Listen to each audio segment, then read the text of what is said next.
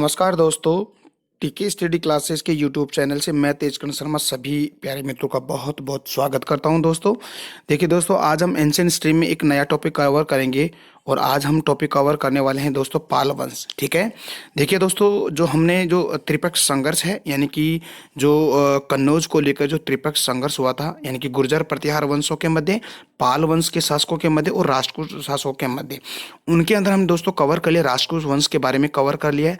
और एक हमने जो कल वाला जो वीडियो था उसमें हमने गुर्जर प्रतिहार वंश के बारे में कवर कर लिया। आज हम त्रिपक्ष संघर्ष का जो लास्ट जो वंश है यानी कि पाल वंश है, उस पाल वंश की हम चर्चा करेंगे दोस्तों। ठीक है, तो दोस्तों मेरे साथ आप बने रहेगा और टीके स्टडी क्लासेस चैनल है उसको लगातार शेयर सब्सक्राइब भी कीजिएगा। तो स्टार्ट करते हैं आज का टॉपिक पाल वंश। देखिएगा, सबसे पहले पाल वंश के अंदर हम बात करेंगे गोपाल, यानी कि पहला जो शासक था दोस्तों, उस पाल वंश का शासक गोपाल की हम बात करेंगे। देखिएगा, देखिए दोस्तों, जो पाल वंश का जो संस्थापक है ये कौन था दोस्तों? गोपाल था, जिसने पाल वंश की स्थापना की।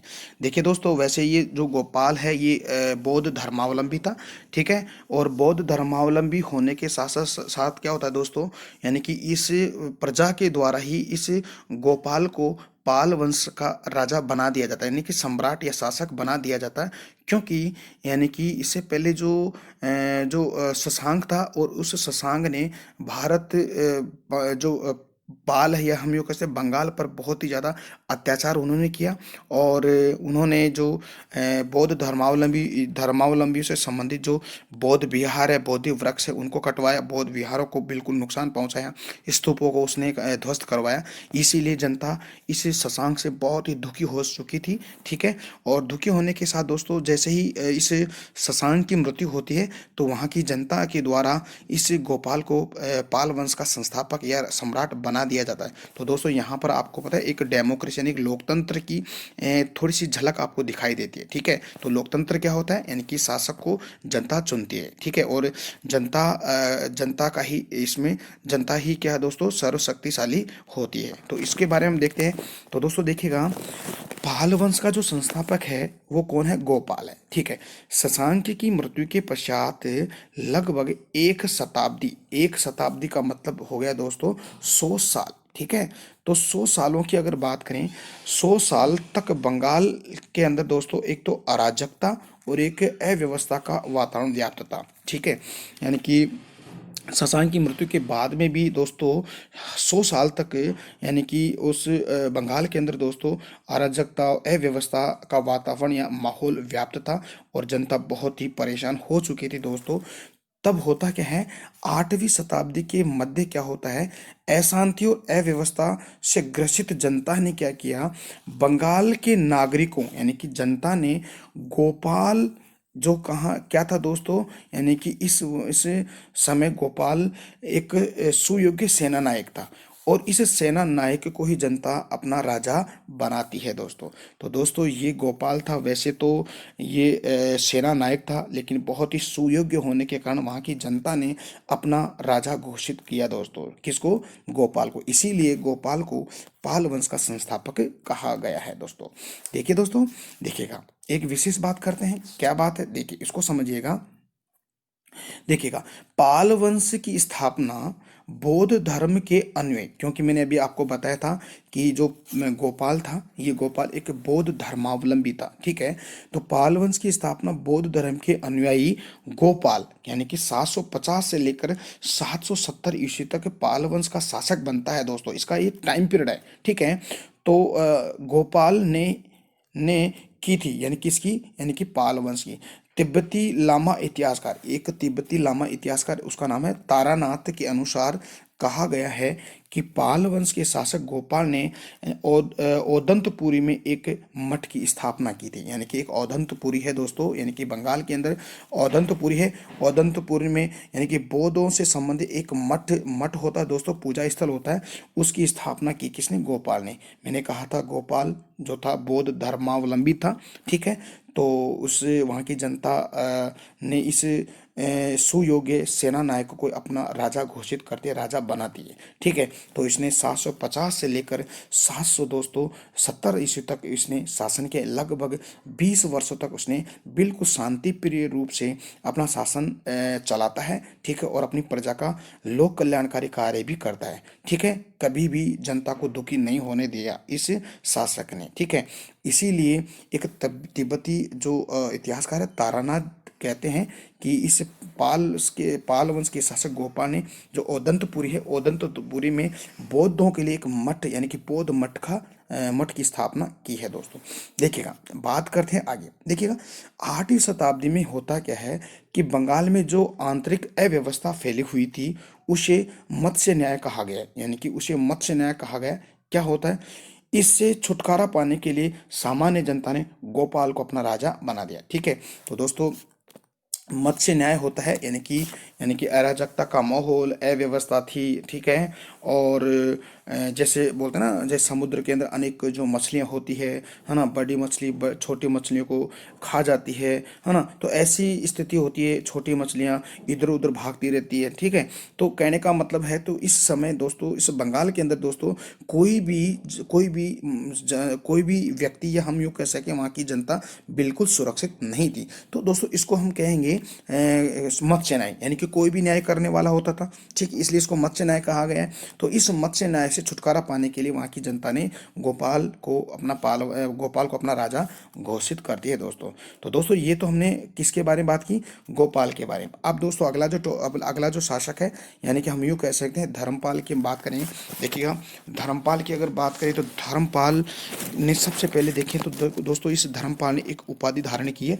उपाधि धारण की है कौन सी, परम सौगात की उपाधि धारण किए थे दोस्तों। बहुत ही इंपॉर्टेंट उपाधि है परम सौगात। परम सौगात क्या होता है, क्योंकि यह उत्साही बोध होने के कारण, यानी कि ये बड़ा ही बौद्ध धर्मावलंबी भी था, और ये बहुत ही बौद्ध धर्म को लेकर उत्साहित था। क्यों था कि बौद्धों के लिए मठों की स्थापना करता है, विहारों की, स्तूपों की आदि की स्थापना करता है दोस्तों, और अपने बौद्ध धर्म का प्रचार प्रसार भी करता है।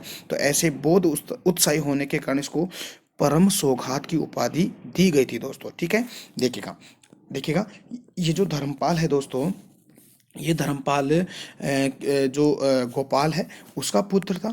इसने 11वीं शताब्दी में एक गुजराती कवि था, उसका नाम था सोडल। ठीक है, 11वीं शताब्दी में एक गुजराती कवि सोडल था। इस सोडल ने धर्मपाल को दोस्तों एक उपाधि, एक उत्तरापत्य का स्वामी बताया गया दोस्तों। यानी कि इस सोडल ने धर्मपाल को उत्तरापद का स्वामी कहा 11वीं शताब्दी में, जो गुजराती कवि था। इसका मतलब इसकी दो उपाधि, एक तो परम सौगात की उपाधि और एक दोस्तों उत्तरापद का स्वामी भी इसको कहा गया है दोस्तों। धर्मपाल के समय में स्थापत्य कला का भी उदय होता है, और ये स्थापत्य कला को बहुत ही ज़्यादा मतलब बहुत ज़्यादा डेवलप करता है, क्योंकि उसने दोस्तों आपको पता है ये जो विक्रमशिला विश्वविद्यालय की स्थापना करता है, और सोमपुर के अंदर विश्वविद्यालय का निर्माण करवाता है। तो दोस्तों तो ये विक्रमशिला विश्वविद्यालय किसके द्वारा बनाया जाता है, धर्मपाल के द्वारा बनाया जाता है दोस्तों। तो आपको इसको याद रखिएगा। जो उसकी राज्यसभा में एक प्रसिद्ध बौद्ध लेखक था दोस्तों, हरिभद्र निवास करते थे। यानी कि इसकी जो राज्यसभा थी उसमें बौद्ध लेखक था हरिभद्र। इसके दरबार भी हम यूँ कह सकते हैं, इसके राज्यसभा के अंदर रहता था दोस्तों। तो दोस्तों आई होप ये बातें आपको समझ में आ रही हैं। याद क्या करना है दोस्तों, धर्मपाल के बारे में, परम सौगात की उपाधि, उत्तरापद का स्वामी। ठीक है, और उसने विक्रमशिला विश्वविद्यालय की स्थापना की, जो बड़ा ही फेमस था दोस्तों। इसके साथ ही आप सोमपुर में भी इसने विश्वविद्यालय की स्थापना की है दोस्तों आगे बात करते हैं, अगले जो शासक उसकी बात करें। देखिएगा, पहले हम देखते हैं जो धर्मपाल इसका युद्ध देखते हैं। देखिएगा, धर्मपाल का युद्ध होता है दोस्तों, एक तो गुर्जर प्रतिहार वंश के शासक वत्सराज और राष्ट्रकूट शासक ध्रुव, इन दोनों ही शासकों के साथ दोस्तों युद्ध होता है। लेकिन दोनों ही युद्ध में दोस्तों जो धर्मपाल है दोस्तों, ये क्या हो जाता है, पराजित हो जाता है। ठीक है, देखिए गुर्जर प्रतिहार वंश वत्सराज वर्सेस धर्मपाल के मध्य होता है, इसमें व्यतराज जीत जाता है। ऐसे ही राष्ट्रकूट शासक ध्रुव और धर्मपाल के मध्य होता है, उसमें धर्मपाल हार जाता है और जो ध्रुव है ये ध्रुव जीत जाता है दोस्तों। ठीक है, अगर हम आगे बात करें, यानी कि ये दोनों ही युद्ध है दोस्तों, इन दोनों ही युद्धों के अंदर जो धर्मपाल है पाल वंश का शासक वो हार जाता है दोस्तों। ठीक है, देखिएगा आगे बात करें तो आगे चलकर दोस्तों होता क्या है, धर्मपाल ने कन्नौज पर अधिकार कर एक शानदार दरबार का आयोजन किया। वैसे आखिरकार उसने कन्नौज को जीत लेता है और कन्नौज पर अपना अधिकार कर लेता है, और वहां पर इस खुशी के अंदर दोस्तों एक विशाल एक शानदार दरबार का आयोजन करता है, जिसमें पंजाब है, पूरी राजस्थान की जो अधीनस्थ जो राजा थे वो भी इसमें पार्टिसिपेट करते हैं, यानी उपस्थित होते हैं दोस्तों। ठीक है दोस्तों, जो धर्मपाल है इस धर्मपाल ने नालंदा विहार के लिए 200 गांव अनुदान में भी दिया था। किसने? धर्मपाल ने। ठीक है दोस्तों, तो हमने बात कर ली दोस्तों, एक तो गोपाल और गोपाल के पुत्र धर्मपाल की हमने बात करी। अगला शासक है दोस्तों देवपाल, बहुत ही पावरफुल शासक, बहुत ही शानदार जानदार शासक था दोस्तों। इसके समय में दोस्तों जो पाल वंश है, पाल वंश शिखर पर पहुंच चुका था हर क्षेत्र में दोस्तों, चाहे साहित्य के क्षेत्र में ले लीजिएगा, चाहे आप बौद्ध धर्म के प्रचार प्रसार में ले लीजिएगा, चाहे आप मंदिर निर्माण कला के बारे में ले लीजिएगा दोस्तों, तो ये बहुत ही पावरफुल शासक था। देखिए दोस्तों, इस देवपाल ने अपने पिता की भांति परम सौगात की उपाधि धारण की, क्योंकि इनके पिताजी कौन थे? धर्मपाल थे। धर्मपाल ने जिस प्रकार परम सौगात की उपाधि धारण की, इसी को देखते हुए इसके जो पुत्र था धर्मपाल के, देवपाल ने भी परम सौगात की उपाधि धारण करता है दोस्तों। ठीक है, देखिएगा देवपाल को पाल वंश का सबसे शक्तिशाली, सबसे पावरफुल शासक कहा गया है दोस्तों। क्यों कहा गया है दोस्तों? कैसे कहा गया है? इसने ऐसा कौन सा काम कर दिया जिसलिए इसको शक्तिशाली शासक कहा है? क्योंकि दोस्तों एक बादल स्तंभ लेख है, इस बादल स्तंभ लेख से हमें पता चलता है कि देवपाल ने उत्कलों की प्रजाति का सफाया किया, यानी कि उत्कल एक प्रजाति थी, उस प्रजाति का बिल्कुल सफाया कर दिया। हूणों का जितना घमंड था दोस्तों, हूणों के घमंड को चूर चूर कर दिया, यानी कि खंडित उसने किया। किसने? देवपाल ने। और द्रविड़ और गुर्जर शासकों के मिथ्या अभियान, जो द्रविड़ और जो गुर्जर थे उन्होंने जो एक मिथ्या अभियान उन्होंने किया, उन मिथ्या अभियानों को भी उसने ध्वस्त कर दिया दोस्तों। तो इसीलिए इस देवपाल को, यानी कि पाल वंश का सबसे शक्तिशाली शासक कहा गया दोस्तों। ये सब जानकारी हमें एक स्तंभ लेख है दोस्तों, बादल स्तंभ है स्तंभ लेख, उससे हमें ये जानकारी मिलती है। ठीक है, देखिएगा अब बात करते हैं दोस्तों इसके समय में, यानी कि देवपाल के समय में एक अरबी यात्री था सुलेमान। ठीक है, बहुत इंपॉर्टेंट है दोस्तों, इसको याद रखिए।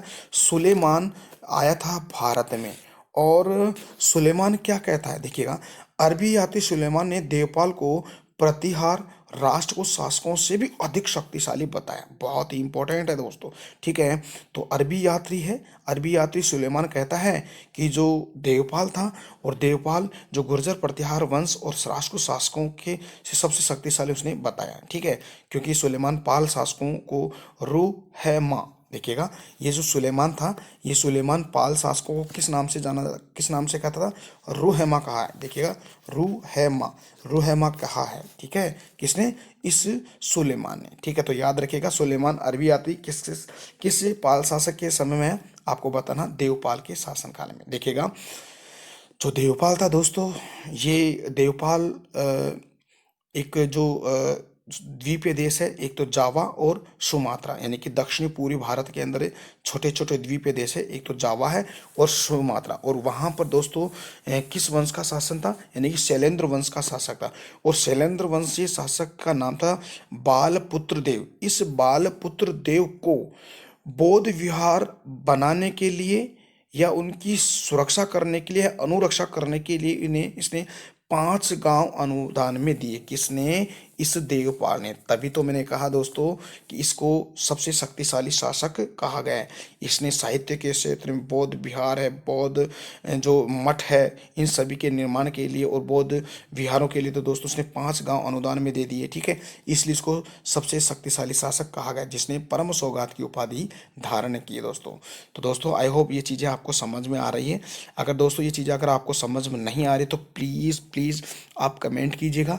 कमेंट के माध्यम से दोस्तों मैं आपको इन चीज़ों की जो आपको समस्या है उन समस्याओं का समाधान मैं जरूर करूँगा, ठीक है दोस्तों। अगली बात अगर करें दोस्तों, अगले शासक की अगर बात करें तो अगला शासक था दोस्तों नारायण पाल। देखिएगा, नारायण पाल बहुत ही अच्छा शासक था।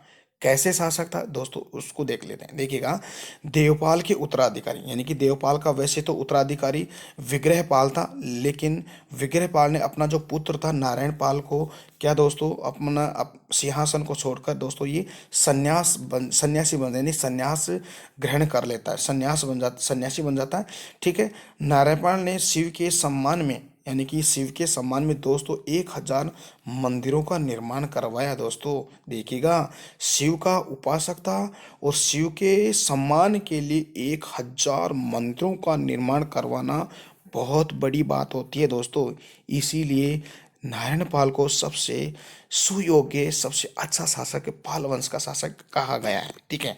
हम बात करते हैं दोस्तों महिपाल प्रथम की बात अपन करते हैं। देखिएगा, महिपाल प्रथम के बारे में अगर देखें तो देखिएगा, महिपाल प्रथम ने पाल वंश की शक्ति और प्रतिष्ठा को पुनर्जीवित किया।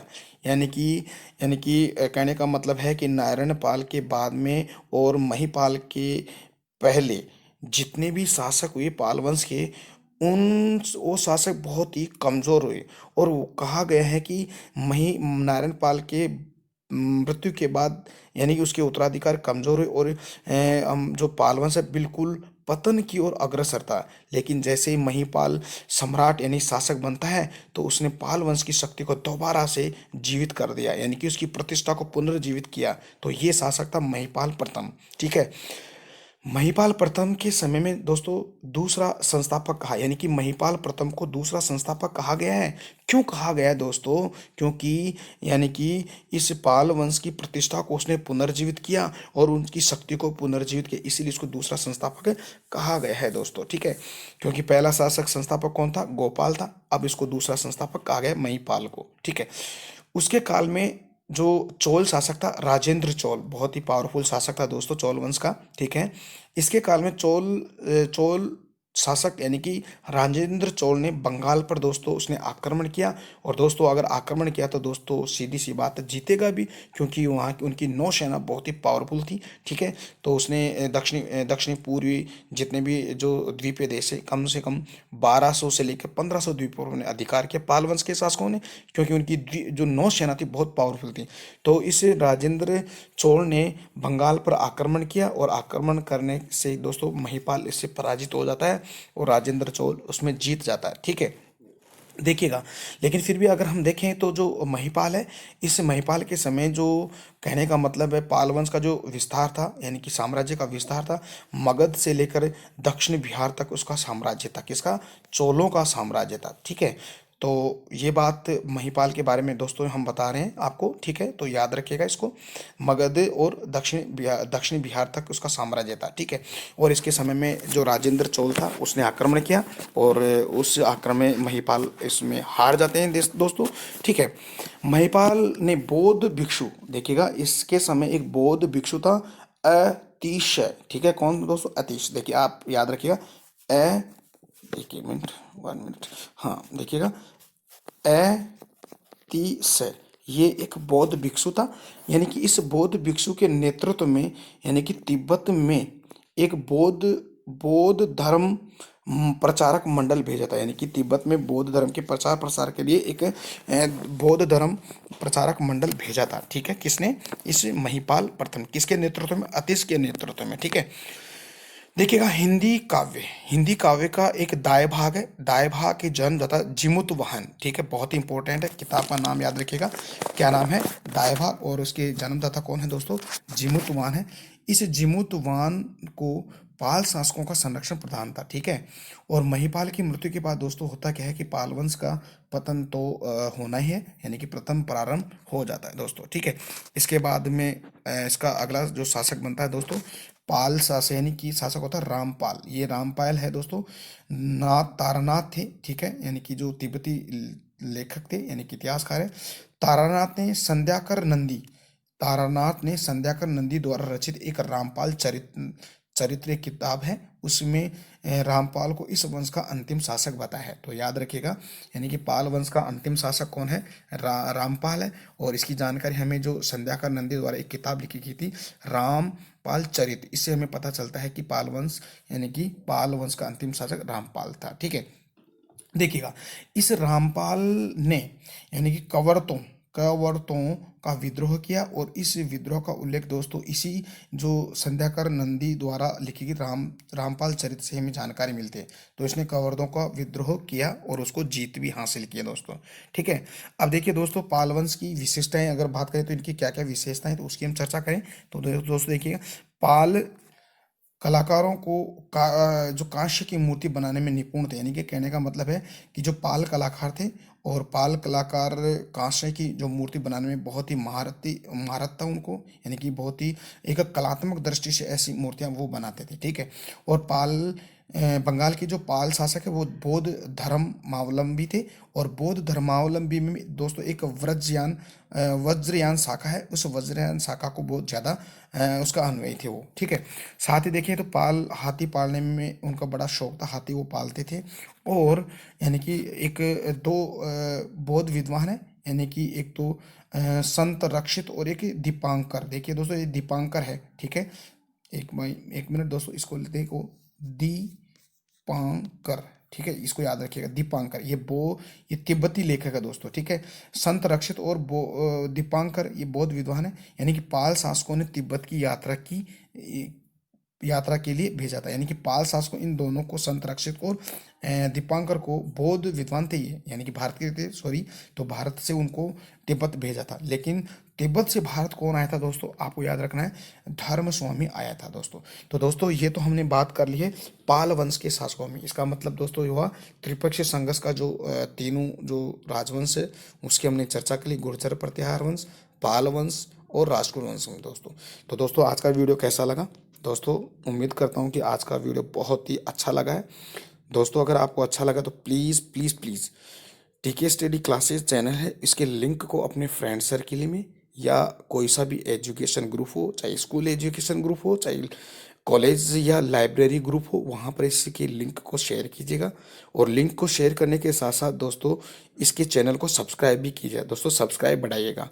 सब्सक्राइब करने के पश्चात दोस्तों क्या होता है कि जो एक बेल आइकन आता है उस बेल आइकन को प्रेस कीजिएगा, ताकि जो भी मैं यहाँ से कोई नया वीडियो अपलोड करूँ उसका नोटिफिकेशन दोस्तों आपके पास तुरंत आए। तो दोस्तों आप मेरा इतना काम कर दीजिएगा, तो आपको बहुत बहुत धन्यवाद। Bye bye.